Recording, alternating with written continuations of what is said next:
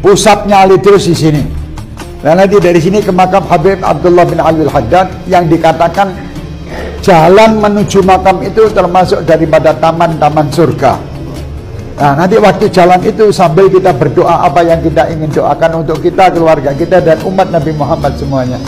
Kalau ada permasalahan di segala apapun, Al-Habib Abdullah bin Al-Haddad bilang, maka hendaknya kalian berziarah ke kuburan. Dan kuburan kami itu semua bisa menyelesaikan segala permasalahan. Di mana mullah? Ada seseorang orang soleh melihat Rasulullah SAW seakan-akan kok dia terlambat untuk ziarah Rasulullah SAW. Di situ Rasulullah menyampaikan, apakah engkau nggak tahu bahwa ziarah ke makam anakku Abdullah bin Ali Al-Haddad ini bisa mengabulkan 70 hajat. Dulu ada seseorang masuk ke kota Tarim, wali masuk ke kota Tarim, yang wali, subhanallah, Allah berikan keagungan daripada karomah mereka sampai memberhentikan matahari. Matahari itu dibuat berhenti agak lama asarnya.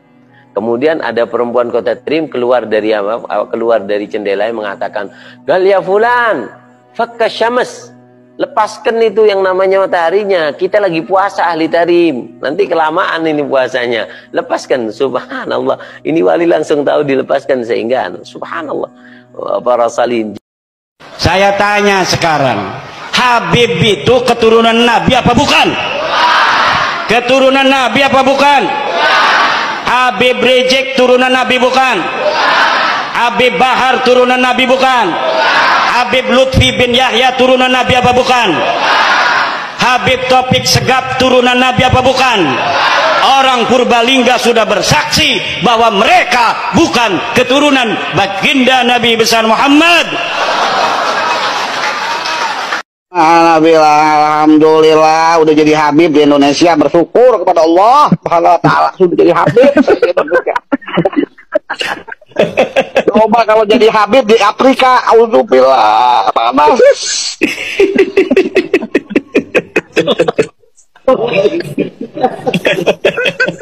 Anak cuman gitu aja bilang, alhamdulillah kita jadi Habib nih di Indonesia. Nah, jadi banyak muhibin. Kalau jadi habaib di Afrika, wogo, jadi Bilal bin Rabah. Syekh Abu Bakar bin Salim ini dikatakan waktu kakeknya masih bujangan, beliau pernah nolong kakeknya, padahal beliau belum dilahirkan, tapi ruhnya diturunkan oleh Allah Subhanahu wa Ta'ala. Salah satu karomat beliau, ruhnya pernah turun ke dunia untuk menolong kakeknya sebelum beliau dilahirkan.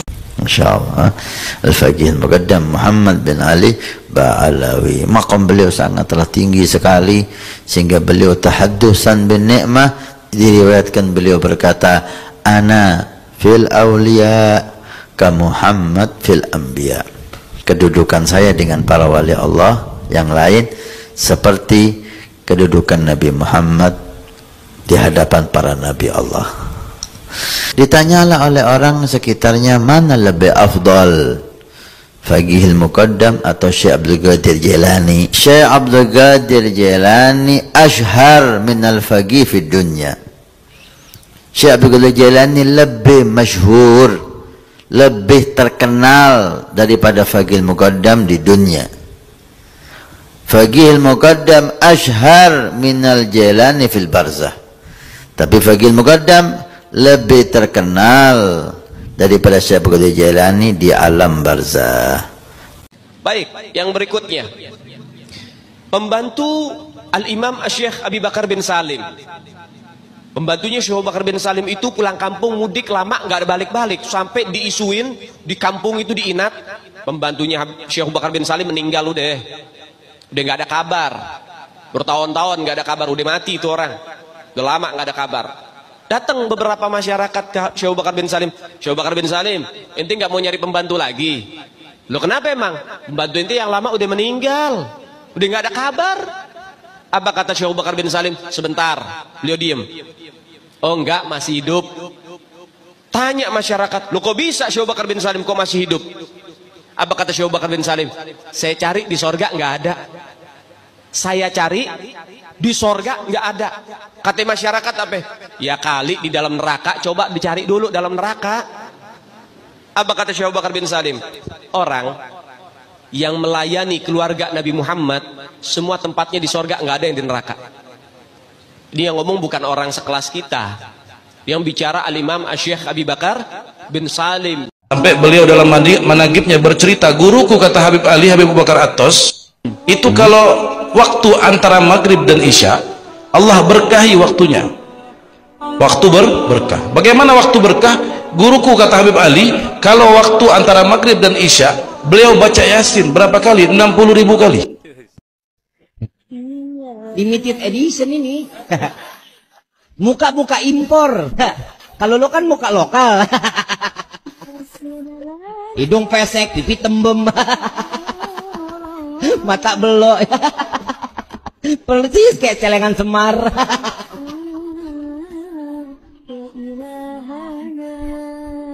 Terusin nggak? Terusin nggak? Yang mana nih? Celengan Semar. Bagaimana itu bayi Kota Terim? Kok bisa menjadi bayi yang sangat mulia, bayi yang dibuat tawasul? Nanti kita akan ceritakan insyaAllah. Artinya yang dimaksud ya Terim wa ahla adalah ya Terim ya Allah barokah Kota Terim.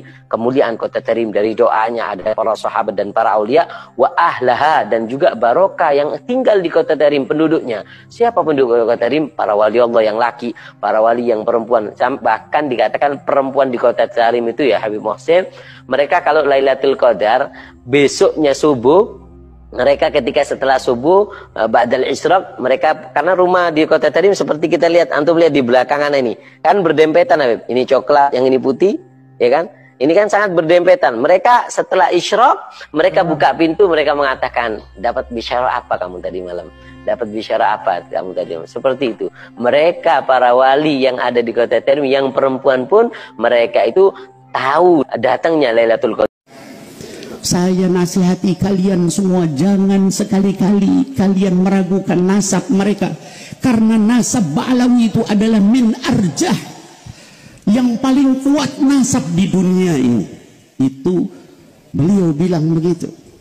Saya bicara begini ikhlas karena Allah, bukan karena takut, bukan karena cari muka. Saya nasihati kalian, jangan ganggu nasab Ba'alawi ini. Awam asal cinta kepada habaib jauh lebih mulia daripada ulama, tapi benci kepada habaib, apalagi ngajarkan orang untuk benci kepada habaib. Nggak level. Saya mau tanya, apakah bisa dibandingkan Salman Al-Farisi dengan Abu Lahab? Nggak level. Tapi paman Nabi kufur kamu regani, Allah sudah tidak menghargainya, buat apa kita hargai? Awam cinta kepada habaib bukan level, jauh lebih mulia dibandingkan ulama, tapi benci kepada habaib. Ketahuilah, jika ada orang zalim, dia aman dari semuanya, ketahuilah mereka masuk surga karena syafaat kami, keluarga Nabi SAW. Walaupun kamu merasa hina, kamu merasa gak ridho, kamu gak rela, itulah kami keluarga Nabi SAW bisa memberikan syafaat karena kami adalah keluarga Rasulullah SAW. Nama pertama, Habib Abu Bakar Habib Abdullah Al-Idrus tidur di tempat sampah 3 tahun. Tidur di tempat sampah, Pak. 3 tahun tidur di tempat sampah. Ada tempat sampah kayak gini-gini nih, tempat tidur di situ. Dilihat orang ya kayak orang gila gitu, tapi wali besar, Sultanul Malak, ratunya wali di zamannya, punya anak keramatnya lebih besar lagi.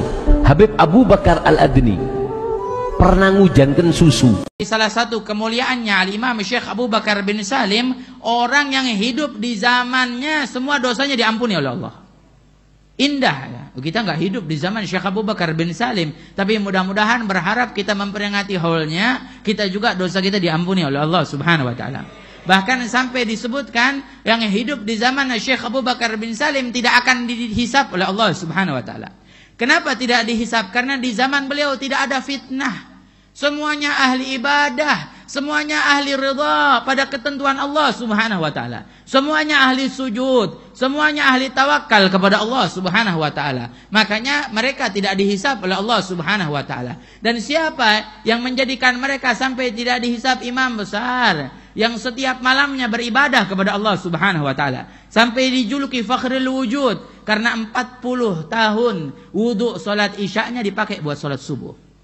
Kita jangankan 40 tahun, belum tentu satu hari kita pakai wudhu isya buat salat subuh. Berarti tandanya apa? Malam enggak tidur ibadah kepada Allah, munajat pada Allah, sujud pada Allah, berzikir kepada Allah subhanahu wa ta'ala. Inilah keadaan beliau. Dan beliau sampai derajatnya tinggi, tidak pernah mematahkan hati setiap hamba Allah, tidak mengecilkan hati setiap hamba Allah. Bahkan Syekhuna Al-Habib Umar pernah menceritakan, pernah datang seorang ibu datang ke rumah Syekh Abu Bakar bin Salim bawa makanan dari jauh.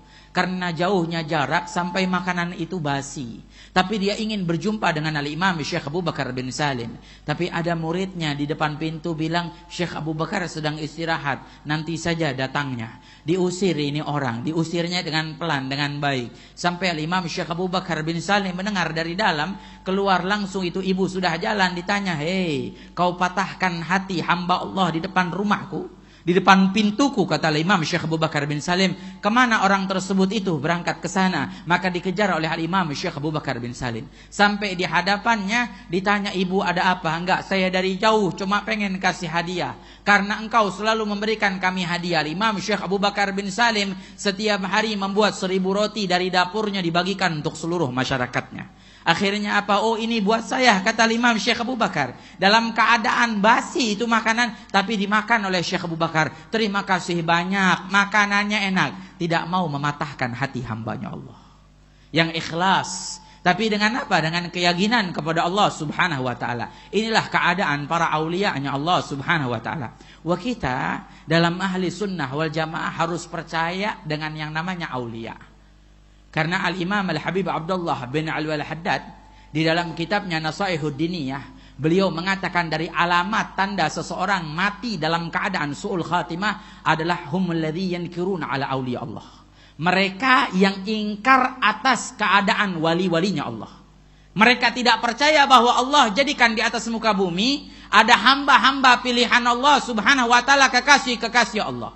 Mereka para awliya'nya Allah subhanahu wa ta'ala, yang timbul karamat dari mereka, kemuliaan dari mereka. Wal Imam Ahmad bin Zain Al-Habsyi membahas itu, di mana di dalam syarah kitab Risalatul Jami'ah, salah seorang ulama, Syekhuna Al-Habib Umar juga pernah menceritakan bahwa ada yang namanya karamah. Karamah itu adalah amrun kharigul adah, perkara yang tidak masuk dalam akal pikiran, yang terjadi pada mereka ahli sholah, ahli ibadah, wa ahli ma'rifah. Mereka adalah orang-orang soleh, yang ahli ibadah, dan mereka yang dekat dengan Allah subhanahu wa ta'ala.